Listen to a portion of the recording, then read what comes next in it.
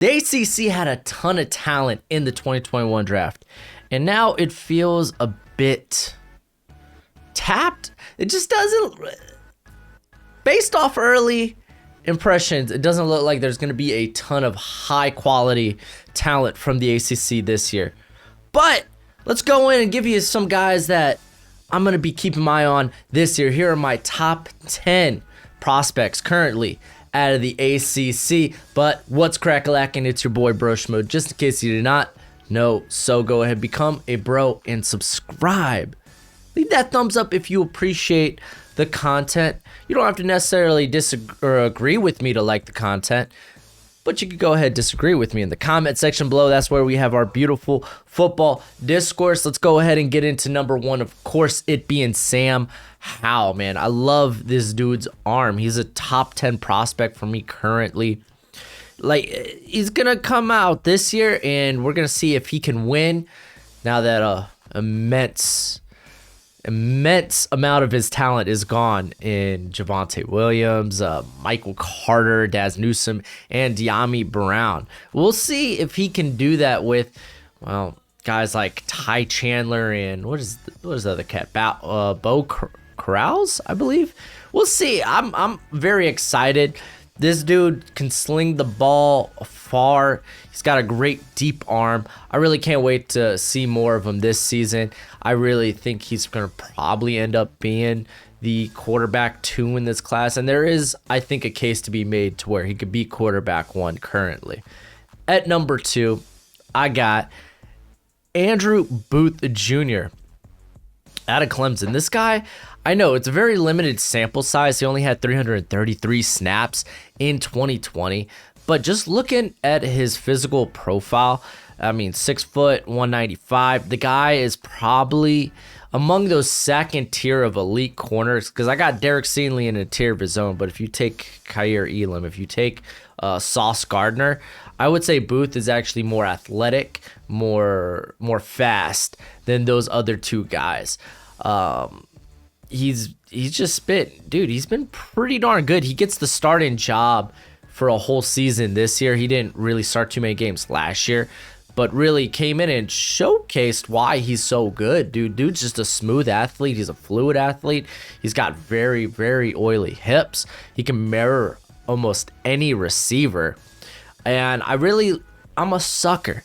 I'm a sucker for that Jalen Johnson type of mentality at corner, where they take these calculated risks that really, to me, shows big playmaking potential. So yes, he is one of my top ACC prospects. But going to number 3, I got Ikem Ekwonu out of NC State. He's currently playing left tackle there. Won't be playing left tackle in the NFL. However, it won't work that way. He just can't hang on the outside. He can't handle speed too well. You start to see the deficiencies in his technique. He just doesn't. It's strange. His upper body and his lower body, they can't get on the same page when it comes to handling speed rushers. And a lot of the times, man, he's sitting there he's like bent over backwards trying to stop these guys from flying right past him. But guess what? This guy is a banger guard, man, because he's got good explosiveness. He's extremely powerful, dude. He loves to bury guys, especially in the run game.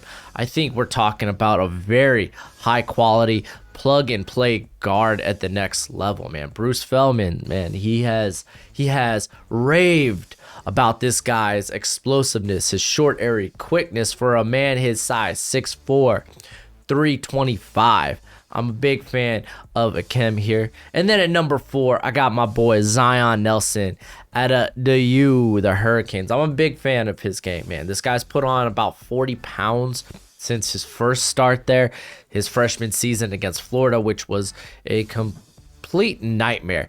But this guy has the ability to mirror really anybody across from him. He handles speed exceptionally well.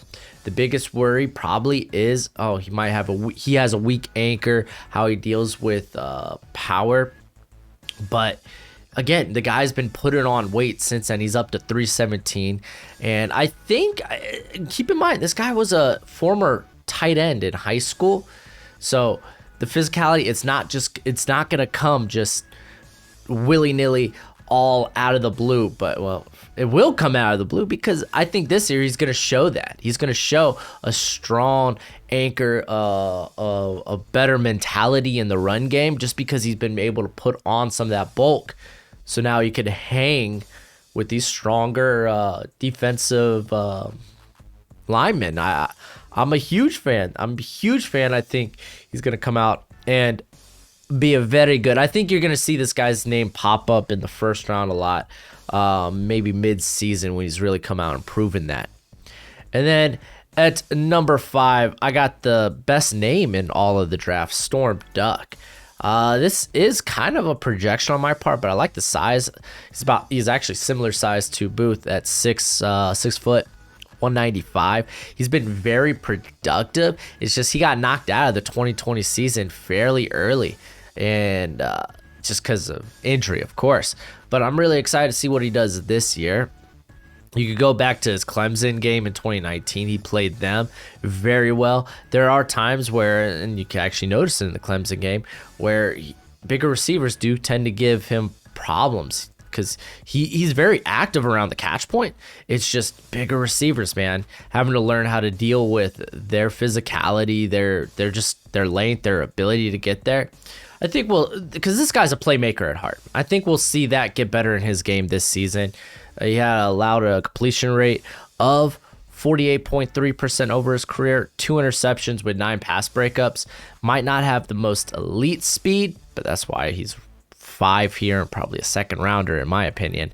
But this guy knows how to stick into the receiver's hip pocket and never let go. Just like Titanic, Rose never let go. Why'd she let go? Why'd she have to do that to my boy Jack?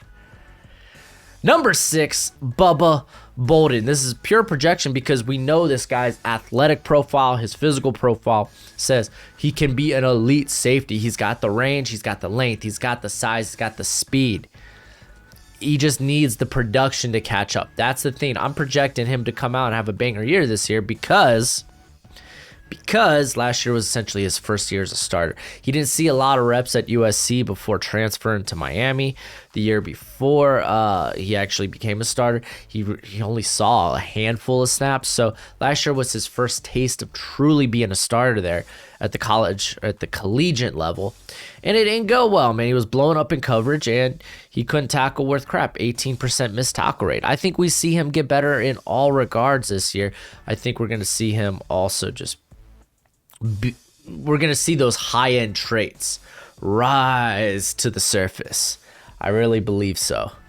And then number 7, Zion stinking Johnson. I love Zion Johnson. He's one of my favorite prospects in this class. Maybe I just have a thing for guys named Zion. No, I think I have a thing for guys with this type of athleticism, the ability, the versatility to play tackle and guard. I really like that because I felt like he was really forced into a tackle role there at Boston College. And last year, it looked like it all clicked, and he played that tackle role exceptionally well. I love guys that are great in space. I love guys that are like just have this type of balance and athleticism. I'm a sucker for it, man. And he's got good lower body strength. Here, I want to pull up to see if he is, because I haven't checked. I think he's still going to be the left tackle for Boston College this season. Or they might move him back into guard. Yes, they're moving him back into guard. Because it looks like they're going to whip Vrabel out to left tackle, and then they have a grad transfer at right tackle. Either way, man, I like that. Move him back to guard. That's probably where he's going to be in the NFL. But you like to see a guy that has that type of versatility if a team really needs him to come in, step in, and play another position. Big fan of Zion Johnson. And then Trey Turner at Virginia Tech. You may have heard about him when I talked about my receivers. He was, I think, number 10 on that list. This guy I really equate to like a Josh Palmer in terms of what I think his rise might look like. He's stuck in a similar situation at Virginia Tech where They don't have quality quarterbacks. They don't pass the ball very efficiently, and they don't really run a very simplistic scheme, especially when it comes to receiving concepts. It's almost it's screen slant go, you know. But the guy's shown the ball skills. He's shown game breaking speed, big play potential. I like this guy a ton, man. 9-11 on contested catches, 9 forced missed tackles between, well, receptions and rushing attempts. I like that too. This is a guy you could move around on jet sweeps. He's got good size at 6'2", 187. Might want to put a little more meat on that frame when he gets to the NFL level. Regardless, this guy, he's probably never going to eclipse like 700 receiving yards in his collegiate career just because of where he plays. But I think he goes to the Senior Bowl, and he proves exactly why he's going to be a hot riser in this class. Huge fan. Huge fan. Speaking of huge fan, Corey Durden. I really like this cat at NC State. He actually used to play for Florida State. And then Mike Norvell happened. And Norvell tanked a lot of my favorite prospects out of Florida State last season. Some guys were untankable, like Santi Samuel, but a lot of them were not. Durden, I think he made the right call of moving to NC State, especially after they've been pushing out defensive lineman prospects the last couple of seasons. James Smith-Williams, we just saw Keem McNeil last season. I was a huge fan of him. He was great. I just messed up my Tony the Tiger. Great. That's a weak Tony the Tiger. Anyway, speaking of Tigers, actually not even speaking of Tigers, this guy's a bull in a china shop. I love that phrase. Speaking of animals, I guess, because if you look at him, man, he, like, physically, he's very imposing. 6'5", 315. He gets great leverage. He has a lot of power throughout his frame. It's just, balance. It's not great with this guy. But if you could come back and replicate what he did in 2019, 45 pressures, 7 sacks. I mean, that's really good for a defensive interior player. I think, like, this guy has, I'm not going to lie to y'all, first round potential. He just needs to achieve it. He needs to realize it going into this year. And I think NC State, the move there is quality. I think it was wise. It was smart. Let's go ahead and talk about my number 10 in Jaquari Roberson. And I know some people really like Justin Ross. And he's actually right behind Roberson when it comes to my rankings, my big board and whatnot. If you haven't checked out that yet, hopefully I post that video first.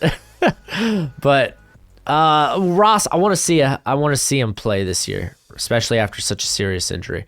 But with Robertson, you're getting one of the best slot receivers in this class. He gets separation easy. It don't matter if you're manning him up or if he's finding the soft spots in zone. He is a very crafty route runner.